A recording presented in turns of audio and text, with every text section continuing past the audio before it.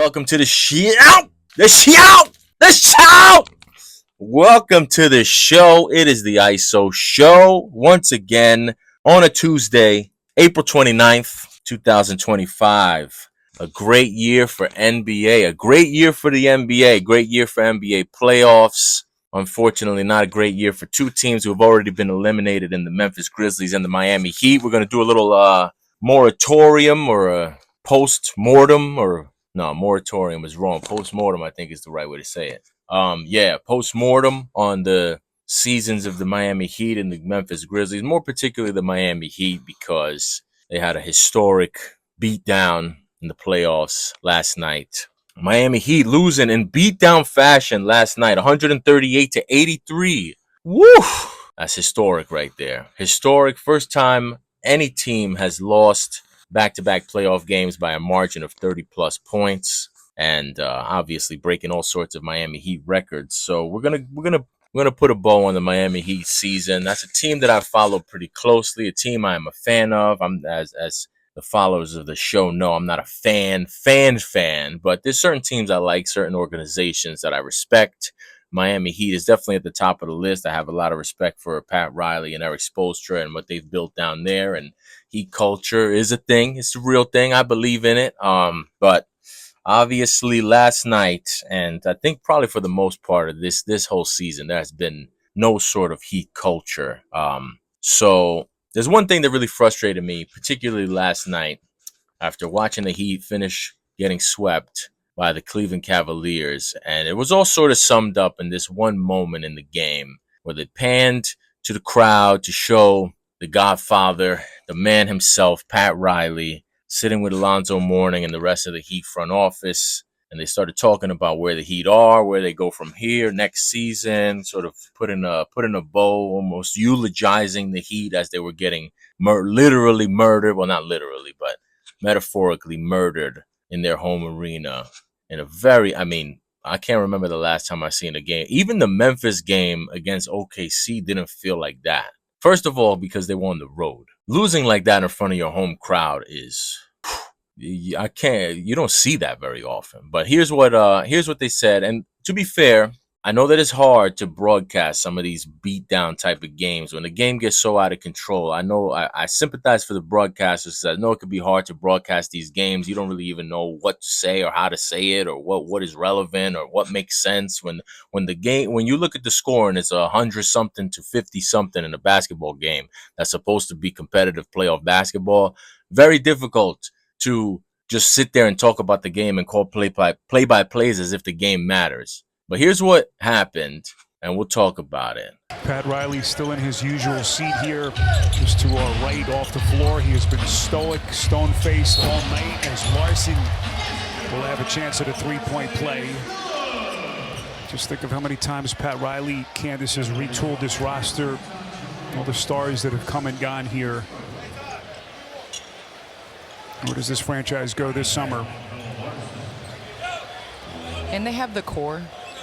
Bam Adebayo, Tyler Hero, that's who you build around. And now they'll have time to do that in the offseason. Obviously, Jimmy Butler trade was not planned, but now they'll have time to regroup and figure out what pieces fit best around those two.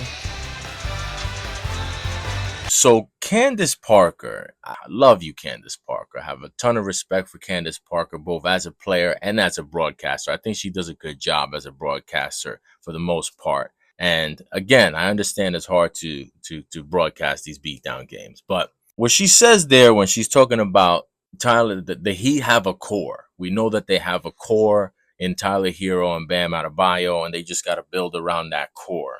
The Heat have no core. Tyler Hero and Bam Adebayo do not equal anybody's competitive, legitimate championship contender core of any professional NBA basketball team. Maybe if they go out to play in Euro League or if they want to go and team up in Real Madrid or in Turkey or in Tel Aviv somewhere, yeah, then you have the core of a champion contender. But here in the NBA, there is no Tyler Hero, Bam Adebayo championship core. I'm sorry. If there ever was a question about that, that question was answered this year and it was answered tonight. Teams with a legitimate core do not get beat down like that at home in an elimination game. It just doesn't happen. The NBA can be fluky. Teams can get beat down, especially now with the amount of 3-point shots that get shot, 3-point variance. Anybody could take a bad L. It happens. Happens to good teams. Heat are not a good team. The Heat are a very average team. And I'm sorry, but Bam and Tyler Hero are very average players. We saw earlier in the series, Darius Garland, very disrespectful of Tyler Hero, was very willing to come out and say, we hunting him, he can't defend, and that's all we need to do, and we'll get up out the series.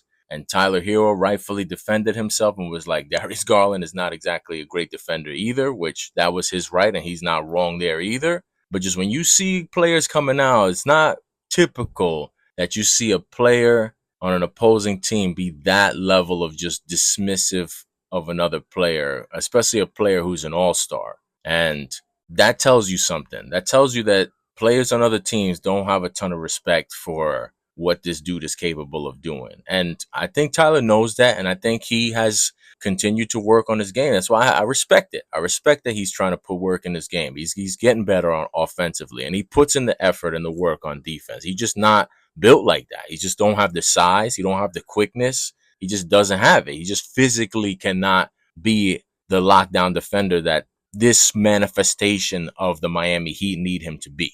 But to come off of that and to put forth those the two performances that followed up the Darius Garland disrespect, that tells you all you need to know about where the Heat are and what type of core they currently have. The core they have now is a fat, flabby, can't even do a 10-second plank type of core. They need to do the crunches. They need to do some planks. They need to do some trunk rotation. They need all that. They need to really solidify that core. The time we saw Tyler Hero at his best was when he was a sixth man. You can make the argument that this year he elevated his game. He made an all-star team. He won the three-point contest, and that can all be true. And I like Tyler Hero as a player. He has gotten better. He's evolved. He's put work in to try to improve his game. He could score a bucket.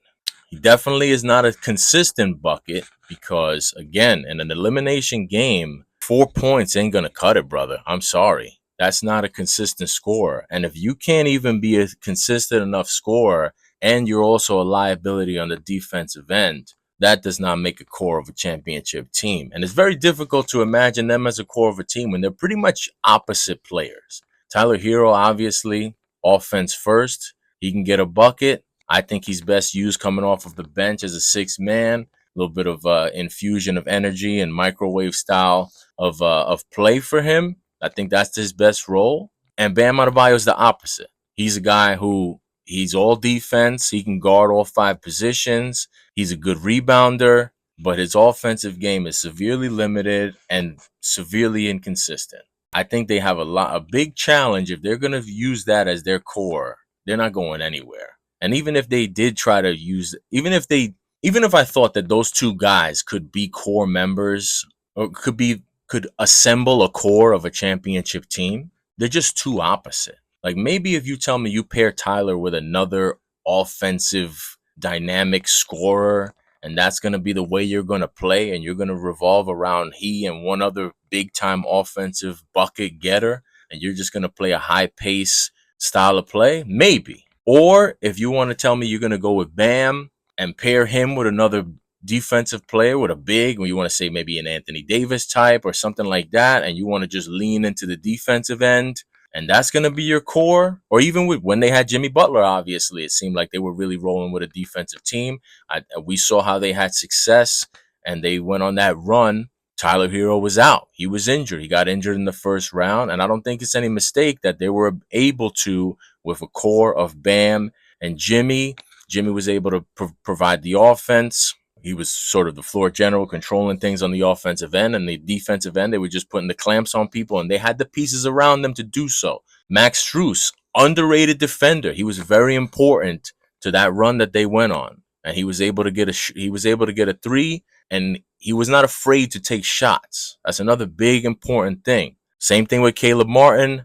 Same thing with Gabe Vincent. Those were very crucial pieces to their run. Tyler Hero was not a part of that. Tyler Hero could not be a part of that. They were probably not fortunate that he got hurt, but the fact that he was unavailable really allowed them to lean into the defense, which was their best path to victories anyway. But Tyler Hero plus Bam Adebayo does not equal a core of any type of legitimate contending team. So we all need to stop that.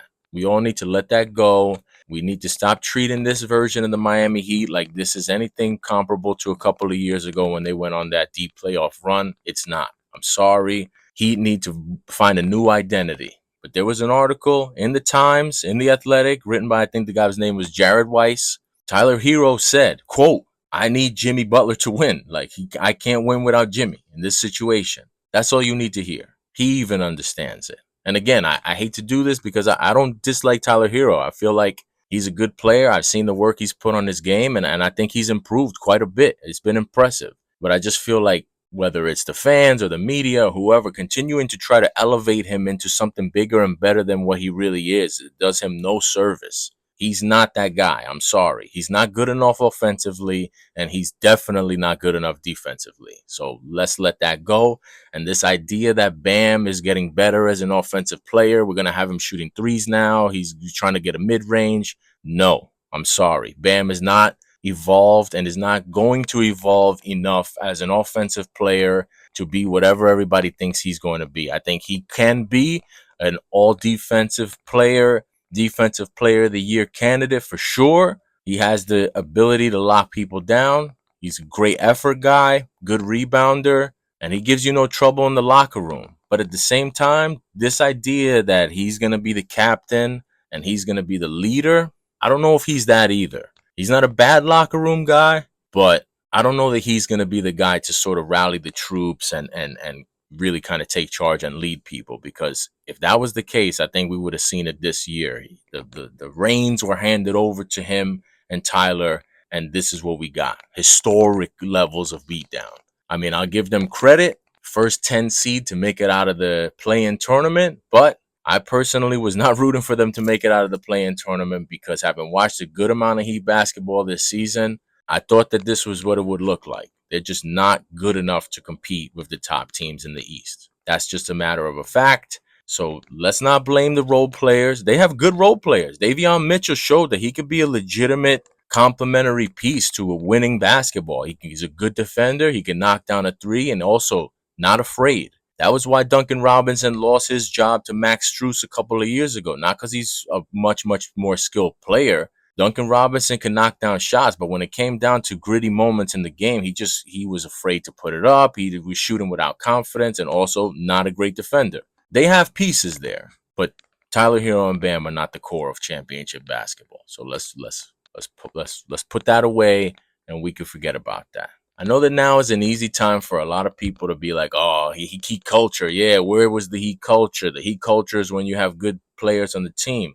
Yes, that is true. Heat culture is not in and of itself. It's not going to win games, but I think it is a real thing. I believe in Heat culture, and I do believe that Spo and Pat Riley will get things back on track. However, that blanket, no questions asked, benefit of the doubt, they've lost some of that. I'm not saying anybody needs to be fired. I'm not even going to go as far as to say that the game has passed Pat Riley by despite his advanced age. I still think that he can put together a team in sort of his image, defensive, gritty, toughest, hardest working, most conditioned, all that. I believe in that, and I think Pat Riley still that's not ever going to be passed by. The game there will always be a place in the NBA, at least as far I hope. The day that there's not a place in the NBA for a hardworking, gritty, grinded out type of team, I won't watch the NBA anymore. So I think there will always be a place for Pat Riley to put together a team that is gritty, nasty, toughest, meanest, all of that culture shit. I think that they could do that. They could put that together. They don't have the guys. They don't got the horses right now to get that done. Definitely, especially not on the defensive end. But I think Pat Riley could still put together a team in that image. But I don't know that Tyler Hero can be a part of it, A. And B, they don't got the guys right now. So let's see what happens in the offseason, but I don't think it's time to be calling for jobs or saying that these guys can't get it done anymore. But that whole blanket, no questions asked, benefit of the doubt, that has exhausted itself as well. It's fair to, at minimum, keep an eye, see what they're doing, and it's okay to be critical. I don't think that Pat Riley and Spo have this forever don't question what they do. It's okay to question what they're doing. And then moving on to the Memphis Grizzlies. The Memphis Grizzlies season ends on Saturday. They get swept as well by the Oklahoma City Thunder. Lose that final game 117 to 115. Put up a fight at home, which is respectable, but obviously once Ja Morant went down, we understood that the Memphis Grizzlies were sort of just trying to fend off the inevitable, the eventuality that they were going to be taken out of the playoffs and likely swept. I don't think that they were going to win a game without Ja Morant available. But the Memphis Grizzlies are an interesting offseason. I don't know if they're going to commit to this guy, the interim coach. They brought him in last offseason. Seems like they want to give him a shot to, to be the guy to run the team. I don't know how. Real murky what goes on with Memphis.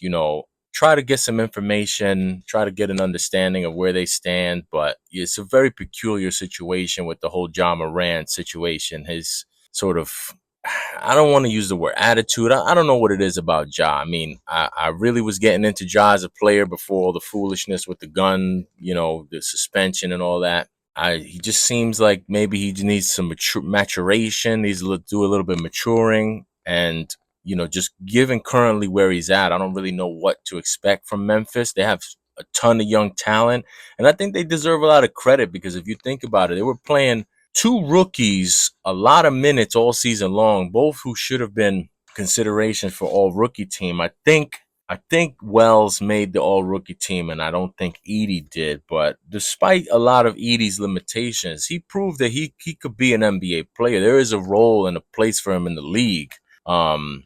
A bit of a weird fit with Memphis, I will admit that, but they took him, and maybe they'll figure out a way to mesh him in with what they want to do offensively and defensively. But don't really know what to expect from Memphis in the offseason. Maybe they keep this head coach and give him at least the start of next year to kind of see what it looks like. I'm not sure what his you want to have your star player to have a good relationship with the coach. So I'm not really sure what his relationship is with this guy. Obviously, his relationship was not strong enough with Taylor Jenkins to keep him around. He got the boot. So I don't know. A lot of young talent on Memphis, like I said, two rookies. Jaren Jackson Jr. I think he kind of is what he is. We see that in playoff situations, he's a great defensive player, but when it comes to the playoff situations and tight situations in basketball, I feel like he still hasn't found a way to play elite defense in playoff scenarios without fouling, without getting into foul trouble.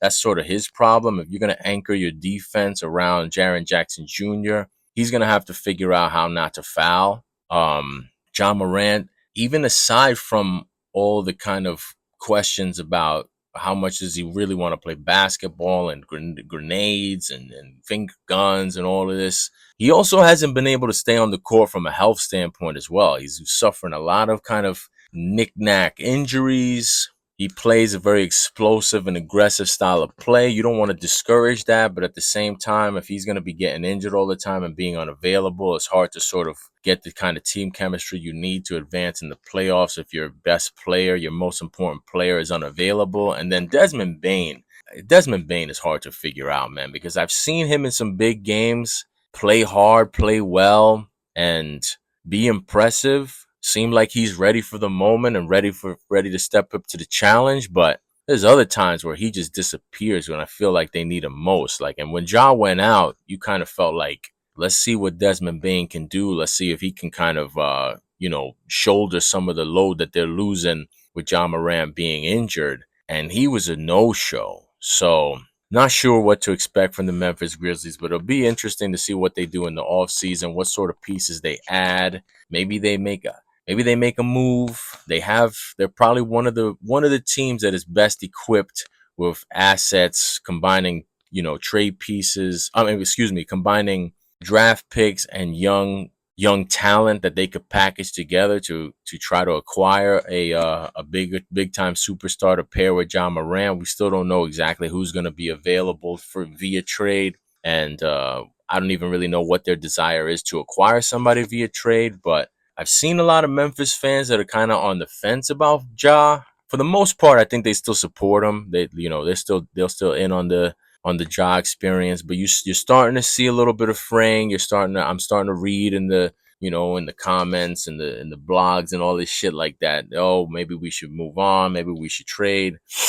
But I don't know, man. Memphis is gonna be it's gonna be a tough place to acquire free agents. Great city, but it's not one of those type of highly valued trade and free agent destinations in the NBA. So it'll be interesting to see how they go about putting together the roster and sort of retooling to try to make a push next year. But they were my sleeper team this year coming into the season, and obviously, they spent a good amount of time high in the West seedings, but it all kind of came apart and came unglued when they fired the coach and Josh started, getting into shenanigans. So very tough to sort of predict where they're going to go from here. And it just feels like a very unstable situation, given that, you can't really trust and rely on anything there. I mean, what do you believe in when it comes to Memphis? Like, can't really rely on John Morant to be available for multiple reasons. Can't rely on Jaren Jackson Jr. to be available because of his foul situation when it comes on the defensive end. And Desmond Bane, who is their other sort of big piece, can't rely on him because he's just inconsistent. So, and then from a coaching standpoint, we don't know what to make of this coach, this Finnish guy. So they get knocked out 4-0. Their season's over. They move on to the offseason. We'll see what they do in terms of tweaking the roster. Maybe Ja takes a step next year. I mean, it's just amazing that we've gone from a place where Ja Morant was seeming like he was Anthony Edwards. Like everything that Anthony Edwards is getting, all the praise, all the endorsements, all the conversation, face of the league and all that. Ja Morant had that stranglehold on all of that before Anthony Edwards did, but he just threw it all away in a strip club in Denver a couple of years ago because he wanted to flash the toast. And he doesn't seem to have learned from that or his little wacky, bogus interview that he did with Jalen Rose, which was just a joke. I felt like it made things worse. But whose gun were you holding? Well, the gun wasn't mine.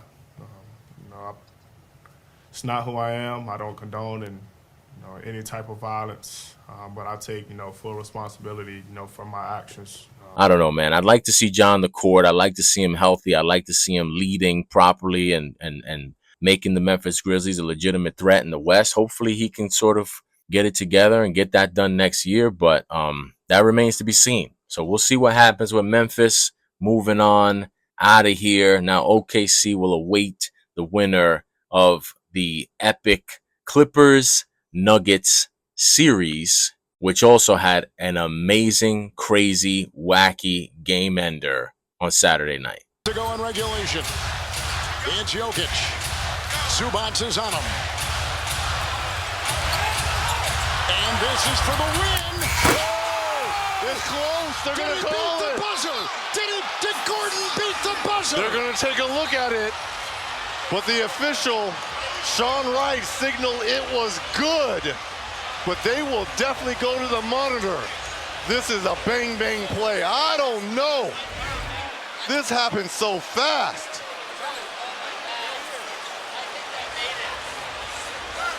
Oh, I don't know. Is it still in his hands?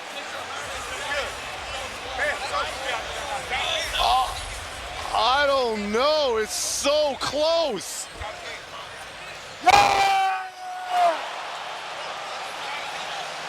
I don't think I've ever seen the closest thing I've seen to a game ending like that. Coincidentally, the Clippers might be the most cursed NBA team ever. Because if you remember, DeAndre Ayton caused Stephen A. Smith and Michael Wilbon to look like this on a very similar game ender in the postseason. Big body in front of you.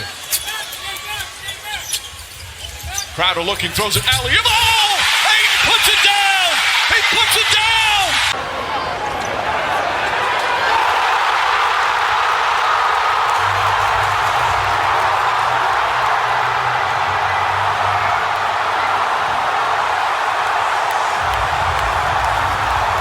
So I feel bad for my guy, Steve Ballmer. You know, he gets excited. He's all fired up. He built this brand new Intuit dome. He's trying to pull his own dome off of his own head. He's trying to pull his dome off of his shoulders. He gets so excited with these games. He's dancing. He's turning red. He's screaming.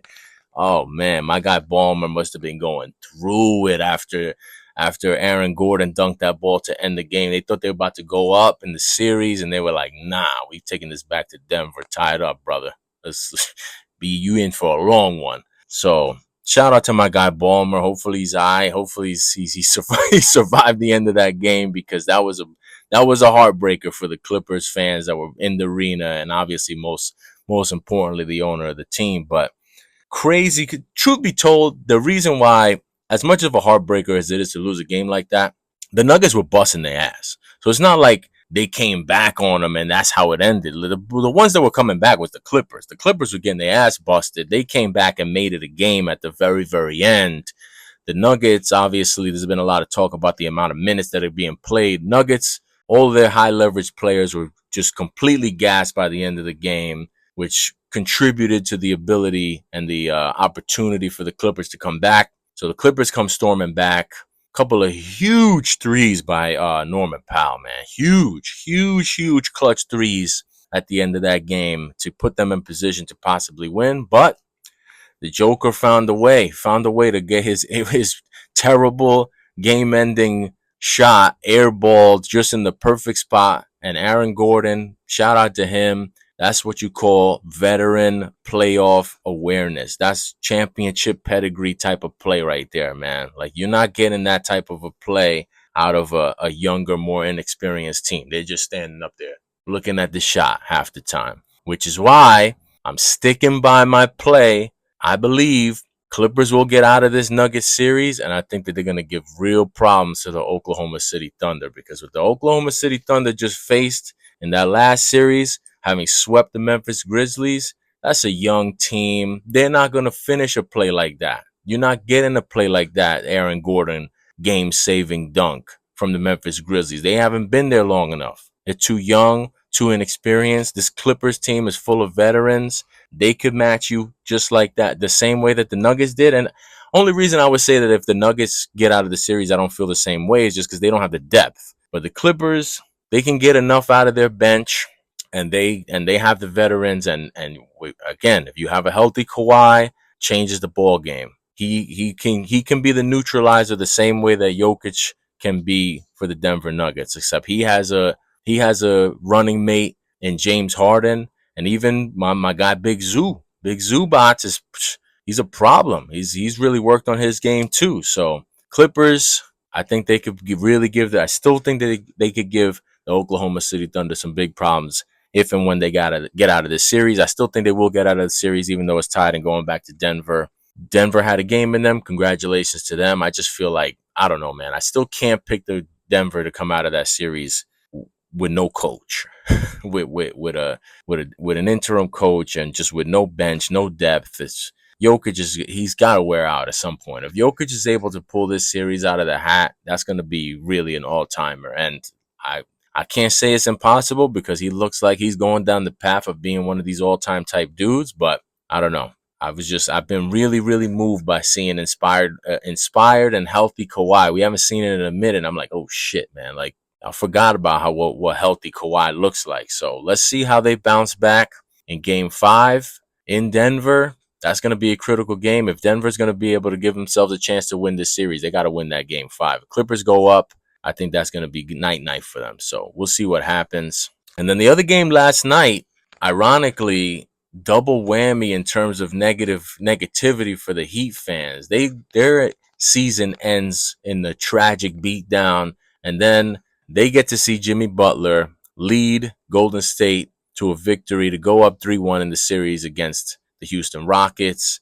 He's likely going to be moving on in the playoffs, and for him to have that type of performance right after you caught a beatdown like that, oof, feel bad for the Heat fans, man. That had to be a double whammy of nasty, stank, rotten, rancid taste in your mouth. So prayers up for them, and prayers up for Pat Riley, man. I feel bad for him. But moving on to tonight, Tuesday night, we got 4 games up. Bucks Pacers. I think this is it for the Bucks. I think my dream of Milwaukee getting out of this series and upsetting the Pacers, I think it's over. I tell you the truth, I thought it was over even after they won that game, that miracle Gary Trent Jr. game. I held my hopes that maybe Dame would work his way back into playing shape and may have put some imprint on this series. The only imprint he had on the series is that this is the series where basically his career probably ended, unfortunately.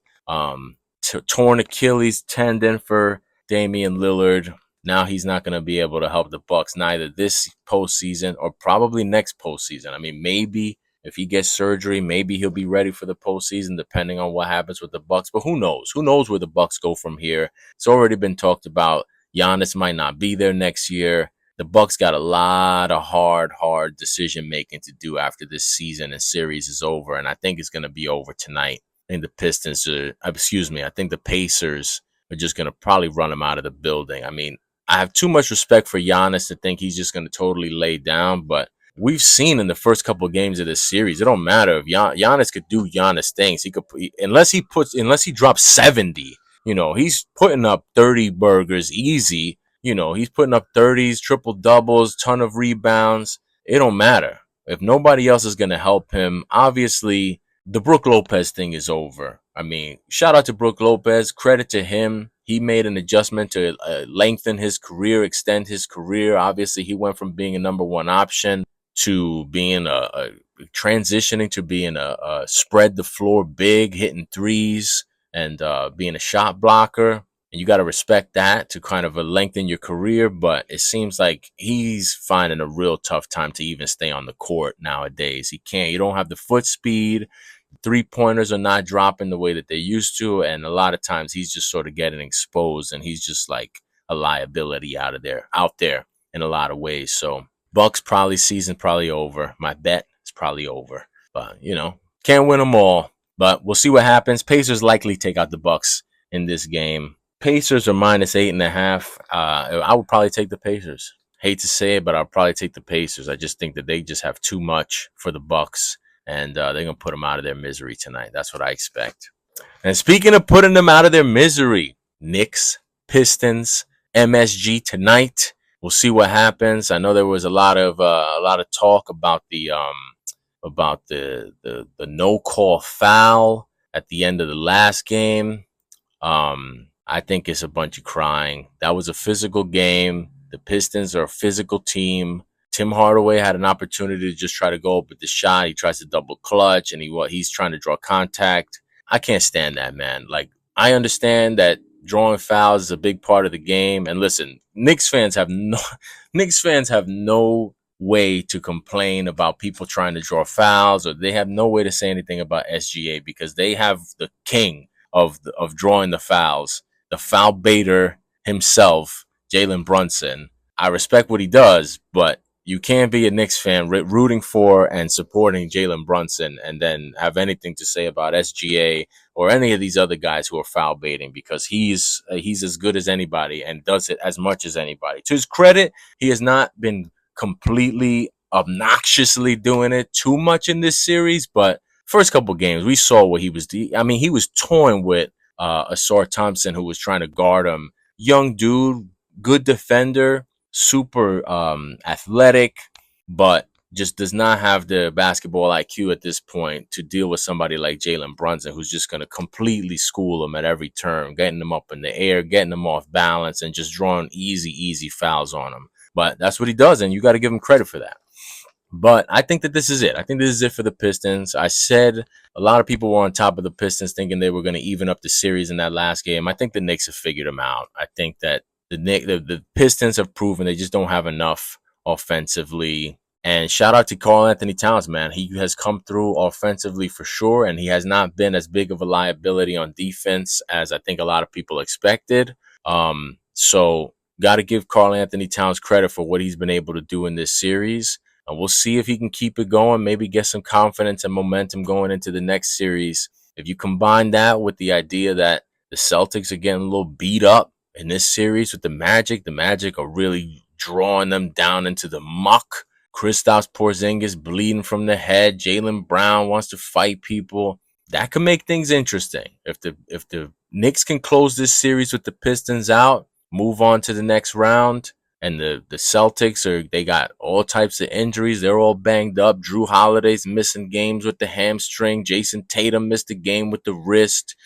Jaylen Brown still recovering with the knee. If the Pistons go quietly into that night tonight, the Knicks can get a little bit of rest, and Jalen Brunson can stay on the floor and stay healthy with his leg. It seems like like I said, man, he's always going back to the locker room with something. The moment that he's out and they can't come back, it's a wrap for the Knicks. But now it's gotten to the point where he does it so often, like where you would usually see a guy go down, limp off the court, he can't walk. You're like, oh, it's a wrap. Jalen Brunson's always coming back. I don't know if that's a function of him overly embellishing the injuries or if he's just that type of dude and a warrior and he fights through. Maybe he's getting a little syringe, little injection, help him out. We don't know. But either way, now I'm just like, I'm going to, until proven otherwise, I'm just going to assume Jalen Brunson is going to be out there and he's going to be able to do his thing. It's amazing how even when he looks like he's super injured, not only does he come back, but he still plays well. It's not even like his play drops off. He still seems to keep that same explosiveness, still seems to be able to take the physicality and get to the basket and do what he needs to do. So I think the Celtics-Knicks potential series is starting to look like it has the potential to be a little bit more competitive than I think, or at least I originally thought with the way that they matched up with them in the regular season. Hopefully, for the Knicks' sake, Cat can keep this going, and we'll see. I mean, obviously, it's not a wrap yet, but I think we expect both of those teams to move on in the near future. And then, lastly, to wrap it up, we're going to go over the picks, go over some picks and some bets. Obviously, on Sunday, not a great day. We went 2-3 on Sunday. Man, the Lakers weren't really hurt. We were right there. We had the Lakers ready to cash out that underdog money line, but didn't get done. Obviously, Lakers ran out of gas against the Timberwolves, but we move on. Yesterday, not bad. In the Heat Cavs game, we had first half over 102.5. That was a cash. So that was the only play we had on the day. That worked out. And then today, we're going to go with Cade Cunningham under 9.5 assists. I just don't think that he's going to be looking to be a distributor. I think he's going to be aggressive, trying to keep his team in the series. And I just feel like the Knicks, like I was saying a couple of days ago, I don't think they want to go back to Detroit. I think they know that this is how they want to close out the series. They want to close it out at home at MSG. I think there's this type of situation where they smell blood. They're going to play a little bit more intensely on defense, try to lock things up. I think this is where we need to see a little bit of Mikal Bridges and OG Anunoby do some Wingstop stuff. OG Anunoby has lived up to the Wingstop. He's been playing defense. Mikal Bridges, he's all right. He's been okay, but he's not really been, I think, doing what a lot of people expected him to do. But in this game, I think they put the clamps on. I think they lock up the shooters. Malik Beasley has not had a great shooting series. Tim Hardaway had one game where he was lights out for 3, but he's super inconsistent, and I think that they're not going to give him an opportunity to get off. I don't think Cade Cunningham has really anybody to assist to. So I think under 9.5 assists for Cade Cunningham is where we're going to go, and I like Josh Hart over 0.5 threes. I think Josh Hart's going to knock down at least 1 3. It's heavy juice. I think it's like minus 190 in most books. But still, I think this is going to be a game where not Josh Hart knocks down at least 1, maybe even sprinkle a little something on Josh Hart to have over 1.5, to have 2 threes. That's going to be a heavy price, so I would probably rock with that as well.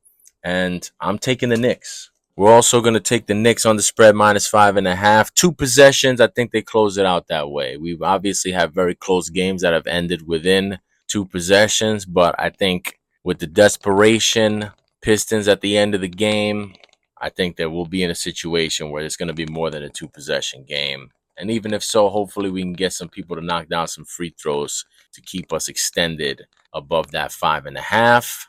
And I also like the Clippers tonight. I like the Clippers with a bounce back win on the road -1.5. It's a little bit shaky because the Nuggets have kind of gotten some confidence. I think they're going to be riding high, but I still believe that the Clippers are the better team. I still believe that the Nuggets are not going to be able to overcome them, so I'm going to take the Clippers -1.5 as well. And listen, if Jokic and the Nuggets go back to the championship pedigree and the Clippers curse continues and Ballmer's pulling his head off his shoulders, then, what can you do? But we're going to roll with the Clippers -1.5. We're rolling with the Heat. I keep saying the fucking Heat. We're rolling with the Clippers -1.5. We're going to roll with the Knicks -5.5. We got the Josh Hart 3-point situation. And we got the Cade Cunningham under 9.5 assist situation. And that's how we're going to close out the ISO on a Tuesday. We'll be back later this week to do some more NBA playoff recap. It has been beautiful. The NBA playoffs has been amazing. Let's keep it going. I'll see y'all next time. 3 to the Dome. Peace.